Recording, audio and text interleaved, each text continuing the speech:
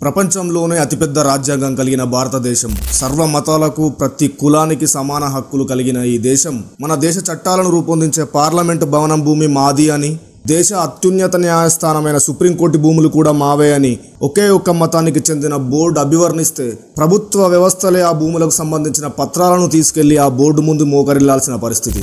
వక్ఫ్ board నిరుపేద ముస్లింలకు విద్య, వైద్యం, వృద్ధులకు, వితంతులకు సంక్షేమ సహాయాన్ని అందించే సదుద్దేశంతో ముస్లింలైనా ముస్లింయేతరులైన వాళ్లకు సంబంధించిన స్థిరాస్తులను శాశ్వతంగా అల్లా పేరుతో డెడికేట్ చేసే విధానమే ఈ వక్ఫ్. ఆ విధంగా వాళ్ళు అందించిన ఆస్తిని వక్ఫ్ అని, అందించిన వారిని వాకిఫ్ అని అంటారు. భారతదేశ స్వాతంత్రానికి ముందు బ్రిటిష్ కాలంలో మన దేశంలో ఉన్న ప్రధాన పార్టీలు కాంగ్రెస్ మరియు ముస్లిం లీగ్. భారతదేశంలో ఈ వక్ఫ్ బోర్డు వ్యవస్థాపన జరిగింది 1918లో.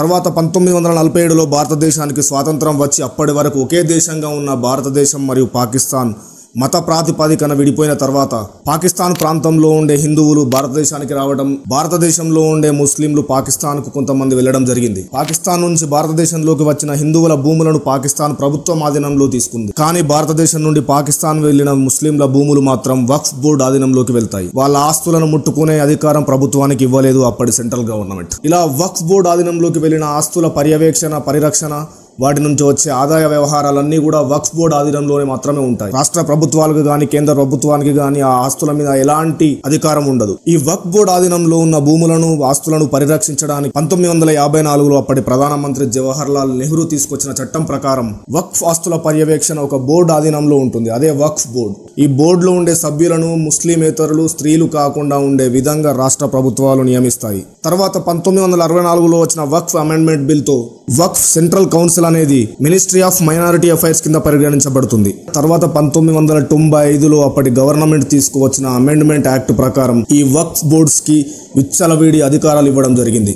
వక్ఫ్ యాక్ట్ 1995 సెక్షన్ 40 ప్రకారం వక్ఫ్ బోర్డ్ ఈ భూమి మాదే అని ఏదైనా భూమి మీద ఒక్క మాటతో క్లెయిమ్ చేస్తే అప్పటి వరకు ఆ భూమి మీద సర్వ అధికారాలున్న నిజమైన ఓనర్ కూడా ఆ భూమికి సంబంధించిన అన్ని పత్రాలతో తనే నేరుగా వెళ్లి ప్రూవ్ చేసుకోవాల్సిన పరిస్థితి.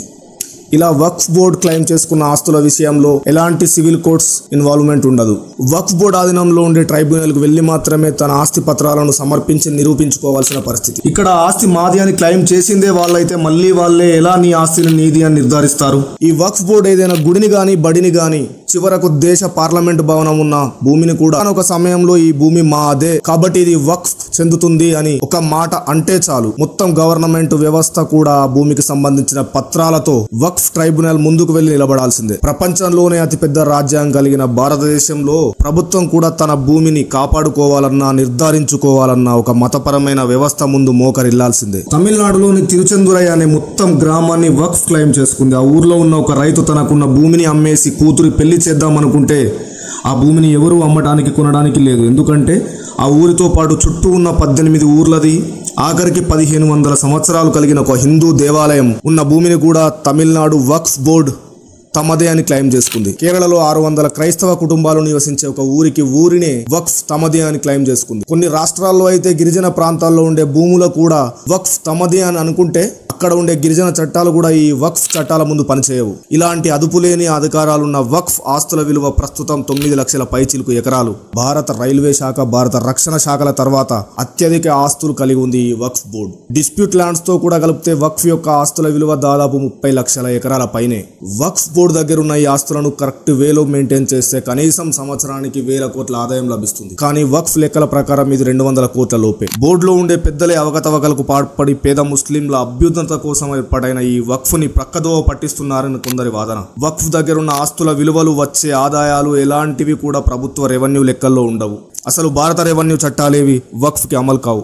1995లో వచ్చిన ఈ వక్ఫ్ చట్టాల వల్ల వక్ఫ్ ఏదైనా భూమి మాది అనుకుంటే అది ఖచ్చితంగా వాళ్లకు చెందాల్సిందే. Once A Waqf always a వక్ఫ్. హైకోర్టులో, సుప్రీంకోర్టులో ఛాలెంజ్ చేసే పరిస్థితులే లేవు. తర్వాత 2014 ఎలక్షన్స్ ముందు 2013లో తీసుకొచ్చిన వక్ఫ్ అమెండ్మెంట్ బిల్లు కూడా ఈ 1995 చట్టాలకు ఇంకొన్ని ఎక్స్ట్రా అధికారాలు ఇచ్చింది. వక్ఫ్ బోర్డు ఆధీనంలో ఉన్న ఆస్తుల నుండి గాని, బోర్డు నుండి గాని గవర్నమెంట్ కి ఎలాంటి ఆదాయం లేకపోయినా సెంట్రల్ వక్ఫ్ కౌన్సిల్ తో పాటు 32 రాష్ట్రాలలో ఉన్న స్టేట్ వక్ఫ్ బోర్డ్స్ లో ఉండే సభ్యులను ప్రభుత్వమే నియమించి వారి జీతాలు కూడా ప్రభుత్వమే అందజేస్తుంది. ఈ బోర్డుకి హెడ్ గా ఒక CEO ఉంటాడు. యాక్ట్ 1995 సెక్షన్ 28 ప్రకారం ఈ CEOకి కలెక్టర్ను కూడా ఆదేశించే అధికారం ఇచ్చారు. వక్ఫ్ అమెండ్మెంట్ బిల్ 2024 పాత వక్ఫ్ చట్టాల్లోని కొన్ని నిబంధనలు భారత రాజ్యాంగానికి వ్యతిరేకంగా ఉన్నాయని, భారతదేశం లాంటి లౌకిక రాజ్యంలో అందరికీ సమాన హక్కులు కలిగిన ఇలాంటి దేశంలో ఒకే ఒక మతానికి చెందిన బోర్డుకు ఇన్ని అధికారాలు, అది కూడా భారత రాజ్యాంగానికి వ్యతిరేకంగా ఉండడం సరికాదని, దీంట్లో కొన్ని సవరణలు, మార్పులు, చేర్పులు చేసే విధంగా ఈ 2024 వక్ఫ్ అమెండ్మెంట్ బిల్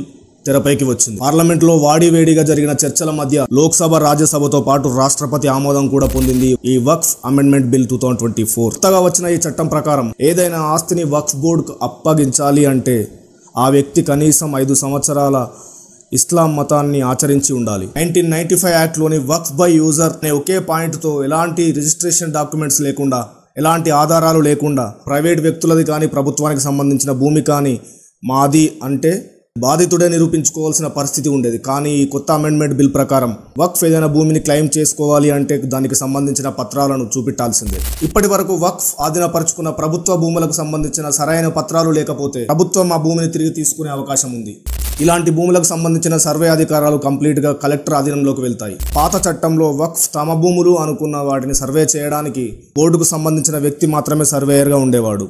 కానీ కొత్త చట్టం ప్రకారం రాష్ట్ర ప్రభుత్వానికి సంబంధించిన వ్యక్తులు, బోర్డుకు సంబంధించిన వ్యక్తులు కలిసి సర్వే చేసిన తర్వాత స్టేట్ గవర్నమెంట్ ఒక గెజెట్ నోటిఫికేషన్ రిలీజ్ చేస్తుంది.